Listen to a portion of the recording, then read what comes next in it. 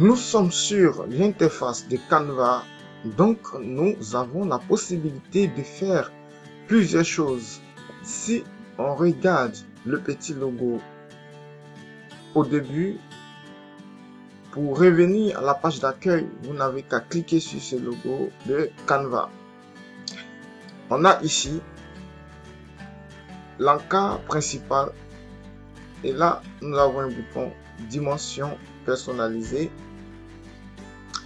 sur mesure. Si vous connaissez ce que vous voulez faire d'avance, soit une mesure que votre client vous a donnée, vous n'avez qu'à le taper ici, largeur, hauteur, et directement vous choisissez l'unité de mesure, soit en PO, en millimètres ou en pixels.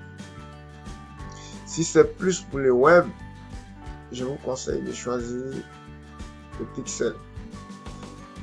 Si c'est pour et là, si il s'agit pour le print, vous n'avez qu'à choisir le millimètre ou le centimètre.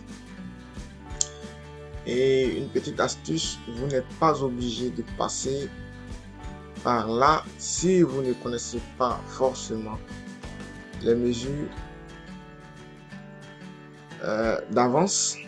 Vous avez la possibilité d'avoir des cotations prédéfinies par rapport à ce que vous recherchez. Là, vous cliquez par exemple logo et il y a des multitudes de modèles qui vont apparaître là comme ça, et vous pourrez choisir parmi ces logos. Vous voyez, il y a des prérequis qui sont fournis. Vous cliquez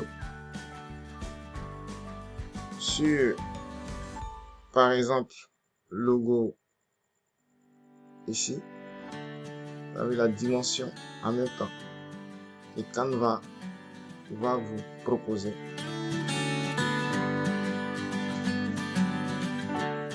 Voilà, et vous aurez comme ça des modèles.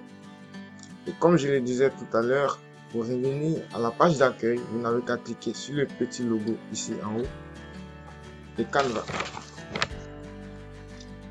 Et par exemple, vous cliquez sur publication, tape ici publication, vous voyez publication Facebook. Canva va vous projeter directement sur des modèles de publication Facebook. Par exemple, voilà, je reviens à l'accueil, comme ça on va voir ensemble la possibilité de créer un design. Donc ici on a vos designs, design récent, ça c'est les designs que vous avez eu à faire auparavant. Voilà, donc l'interface sera pas forcément pareil si vous venez par exemple de vous inscrire sur Canva. Donc là, on a deux possibilités de voir un peu plus. Soit vous cliquez sur créer un design,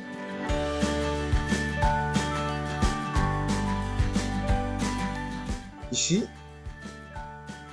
ou vous allez cliquer sur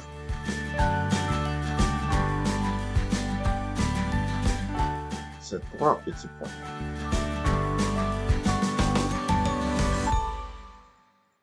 Alors, donc c'est bien cela. Si vous voulez avoir plus de modèles disponibles sur Canva, vous pourrez également cliquer sur ce bouton-là, plus qui va vous permettre d'avoir de nombreux designs. Vous voyez, vous avez ici arrière-plan, virtual zoom, calendrier, affiche, format, feuille de travail, tout ça. Vous avez tout ça qui va s'afficher et vous pourrez comme ça choisir un modèle que vous pourrez modifier.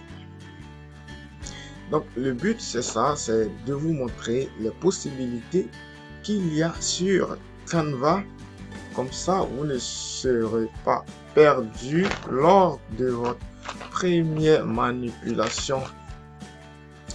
Allez, on va cliquer sur un design. Et là, ça va être répertorié par différentes catégories. Je prends par exemple réseaux sociaux. Réseaux sociaux, là ici, publication Instagram, publication Facebook. On va cliquer sur plus populaire, Facebook. Donc, c'est vraiment ce que vous allez utiliser le plus. Et vous allez voir, vous avez différentes publications que vous pourrez choisir. Voilà.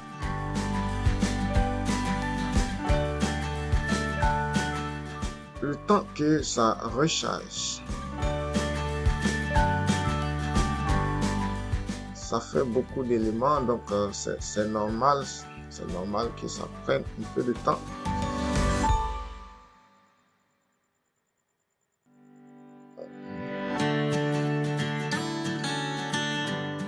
Voilà, et donc comme ça vous allez pouvoir en trouver plein comme ça.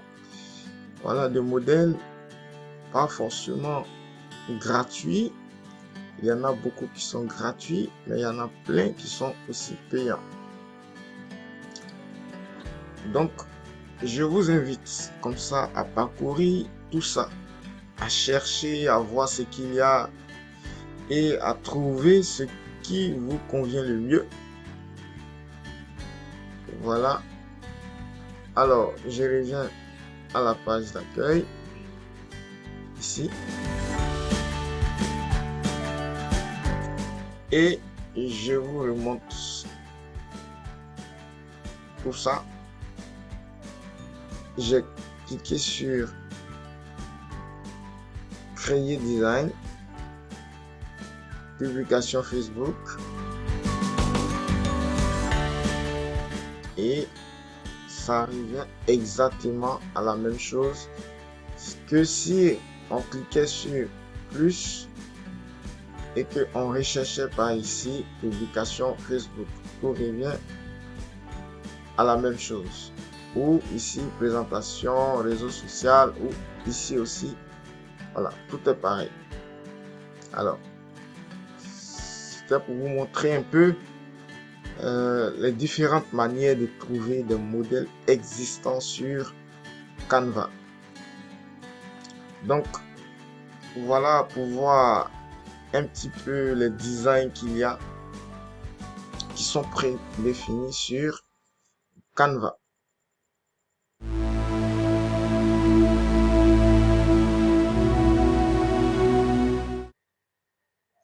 Maintenant que nous avons vu un peu ce qu'il y avait comme panel, donc là, ça va être guidé pas à pas. On va voir comment on va pouvoir modifier. Ensuite, on va retrouver ici identité visuelle. Et là, dans identité visuelle, c'est ce que vous pouvez créer quand vous faites justement du sur-mesure et vous avez la possibilité d'avoir des palettes qui sont prédéfinies. Ensuite, configurer des polices de marque si après vous avez par rapport à des styles, si vous suivez par exemple une entreprise et vous savez que tel style est à chaque fois utilisé, vous allez pouvoir les prédéfinir également pour la couleur. Vous allez avoir des palettes de couleurs. Ici, inviter des membres, vous avez la possibilité de partager avec des collaborateurs. Ensuite, si vous êtes un community manager, si vous êtes plusieurs, vous pouvez donc saisir les adresses email de vos collègues et partenaires qui vont travailler sur ce projet. Et ensuite, vous permettre de partager tout ça.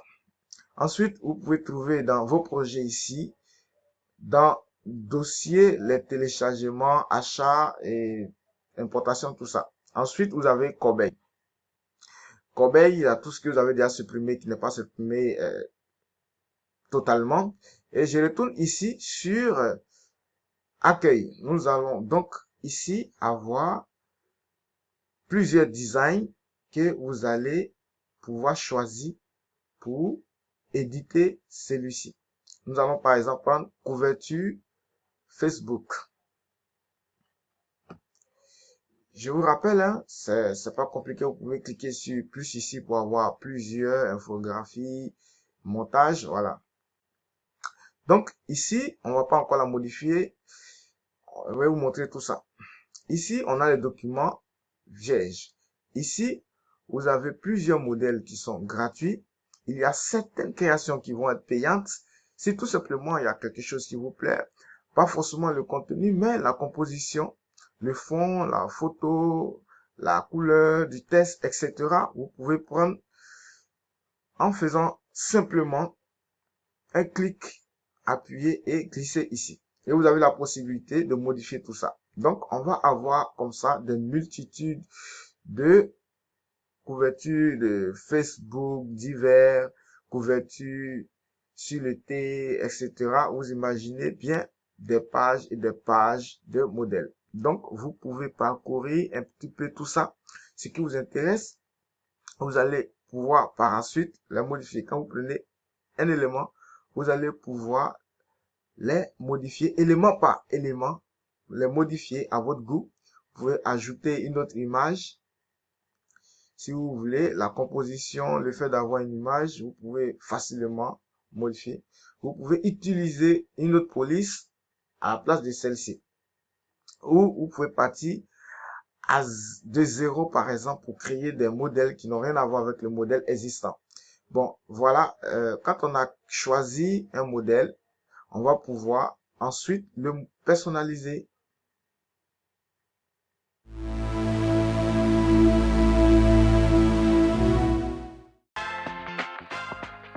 Voilà, nous avons choisi un modèle. Alors, peu importe le modèle que l'on choisit, le principe va être le même, toujours pour le modifier.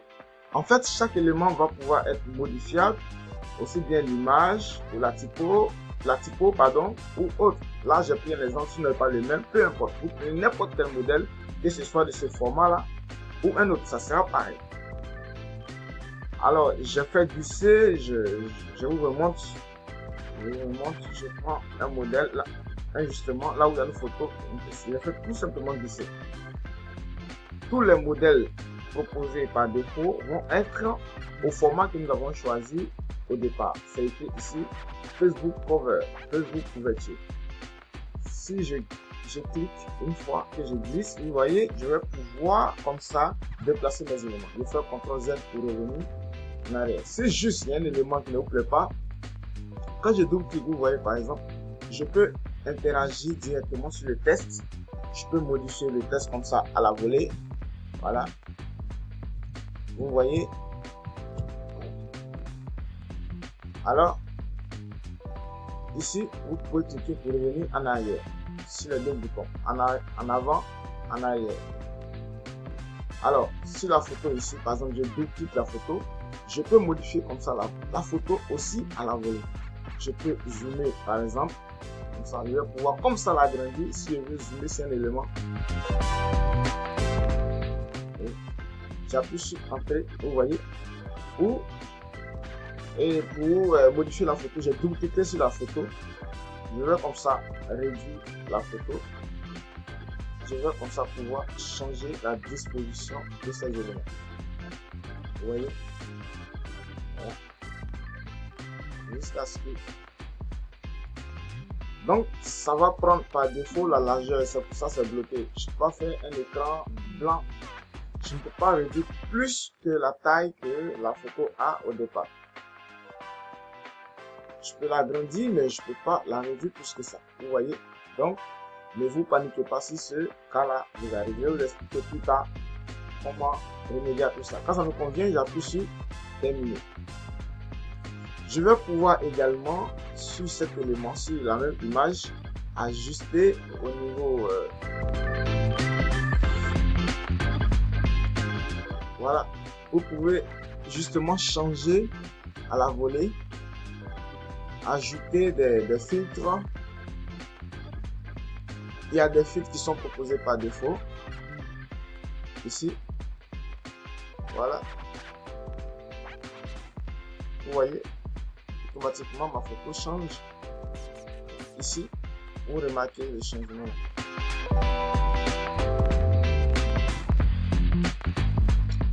Et l'ordinateur rame un petit peu. Vous pouvez jouer sur la luminosité comme ça, ou le contraste de la photo. Voilà, ça va dépendre de ce que vous faites. Donc, vous n'êtes pas obligé de passer par un autre élément pour modifier la photo. Donc, voilà comment on va modifier nos éléments.